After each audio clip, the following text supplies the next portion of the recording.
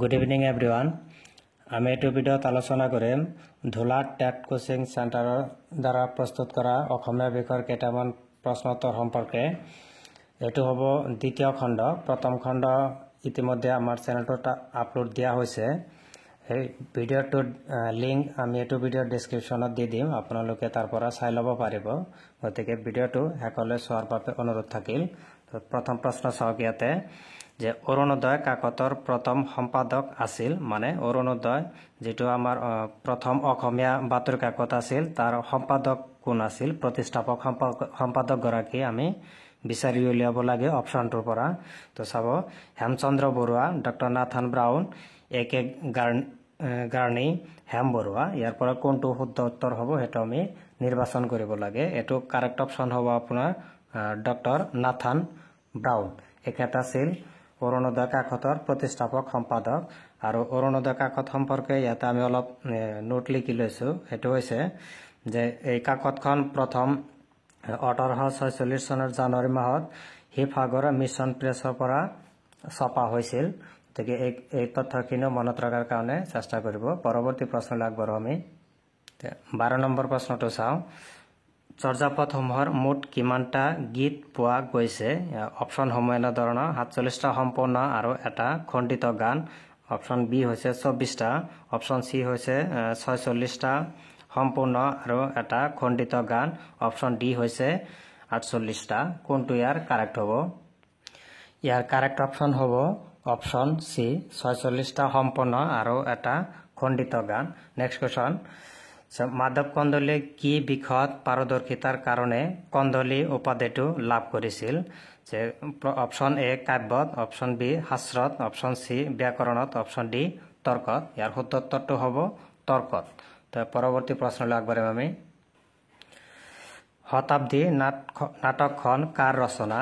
পদ্মনাথ গোহাঁই বৰুৱা, ভৱেন্দ্ৰনাথ শইকীয়া, সত্যনাথ বৰা, হেম বৰুৱা। ইয়াৰ correct অপশনটো হ'ব আপোনাৰ Bhabendranath Saikia. Just আমি উত্তৰকেইটা কৈ দিছো। আমি কিছুমান হয়তো আমাৰ বিভিন্ন চৰ্চৰ পৰা লৈছো, লগতে আমি ইণ্টাৰনেটৰো সহায় লৈছো, গুগলৰ পৰা আমি কিছু প্ৰশ্ন উত্তৰ ওলাইছো। আপোনালোকে ট্ৰাই কৰিব পাৰে। আপোনালোকৰ সময় ৰাহি কৰাৰ উদ্দেশ্যে আমি ভিডিঅ' আকাৰে আপোনালোকলৈ উত্তৰসমূহ আগবঢ়াই আছো। নেক্সট কোৱেশ্চন চাওঁ আমি। এই প্ৰশ্নটো স্পষ্টকৈ বুজা নাযায়, আমি পঢ়ি দিছো। চাব কং হ লগত খং হ মিলোৱা। ইয়াতে কং হ, ইয়াতে খং হ। ইয়াতে আছে পীতাম্বৰ, ইয়াতে 1 নম্বৰ আছে বেউলা খান, ইয়াতে খ নম্বৰ আছে দুৰ্গাবৰ, ইয়াতে 2 নম্বৰত আছে নল দময়ন্তী, গ নম্বৰত আছে মনকৰ, ইয়াতে 3 নম্বৰত আছে পদ্মপুৰাণ, ইয়াতে ঘ নম্বৰত আছে হুকবি নাৰায়ণ দেৱ, ইয়াতে 4 নম্বৰ আছে মানকাৰী কাব্য। ইয়াৰ কাৰেক্ট কোনটো হ'ব সেইটো আমি ইয়াৰ পৰা নিৰ্বাচন কৰিব লাগে। এটো আমি জাষ্ট অপশনটো আপোনাক কৈ দিছো। এটো হ'ব আপোনাৰ অপশন এ 2 1 4 3। তো ইয়াতে ক 2, খ হ'ব 1 আৰু ঘ হ'ব 4 আৰু ঘ হ'ব আপোনাৰ 3। সো আপুনি অলপ নিজে মিলাই চাব। নেক্সট কোৱেশ্চনলৈ আগবাঢ়ো। কোৱেশ্চন নম্বৰ 16, প্ৰথম ঐতিহাসিক নাট্যকাৰ কোন? তো পদ্মনাথ গোহাঁই বৰুৱা, লক্ষ্মীনাথ বেজবৰুৱা, দাণ্ডিনাথ কলিতা, চন্দ্ৰধৰ বৰুৱা। ইয়াৰ কোনটো কাৰেক্ট অপশন হ'ব?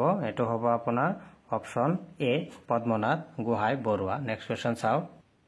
17 নম্বৰ প্ৰশ্ন, জ্যোতিপ্ৰসাদ আগৰৱালাৰ কবিতা হল জলকুঁৱৰী, তেজীমালা, মাধুৰী, এটাও নহয়। ইয়াৰ কাৰেক্ট অপশনটো হ'ব আপোনাৰ এটাও নহয়, অৰ্থাৎ এই তিনিটা কোনোটোৱেই জ্যোতিপ্ৰসাদ আগৰৱালাৰ কবিতা নহয়। পৰৱৰ্তী প্ৰশ্ন চাওঁ আমি। 18 নম্বৰ, নিৰ্মলপ্ৰভা বৰদলৈৰ আত্মজীৱনীখনৰ নাম হল?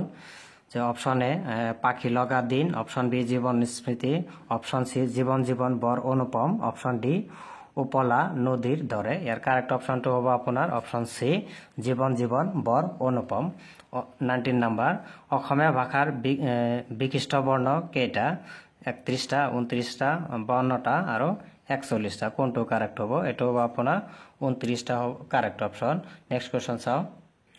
কোৱেশ্চন নম্বৰ 20, তলত দিয়া কোনটো নিয়ত ধ্বনি নহয়? নহয় বুলি কৈছে, গতিকে অলপ কোৱেশ্চন বিলাক আমি ভালকে চাব লাগিব। অপশন এ উঙ, অপশন বি প, অপশন সি শব্দ, অপশন ডি এটাও নহয় যেহেতু এইটো নহয় বুলি কৈছে গতিকে এইটো কাৰেক্ট অপশ্যন হ'ব অপশ্যন এ অৰ্থাৎ ওঙা তো আমি আৰু ৰৈ থকা প্ৰশ্নকেইটা আমি তৃতীয় খণ্ডত আপোনালোকলৈ আগবঢ়াম আমি ভিডিঅ'বিলাক সম্ভৱপৰ সৰু কৰি আছোঁ গতিকে আপোনালোক নেক্সট এটা ভিডিঅ'ত লগ পাম আজিলৈ ইমানতে সামৰণি মাৰিছোঁ ধন্যবাদ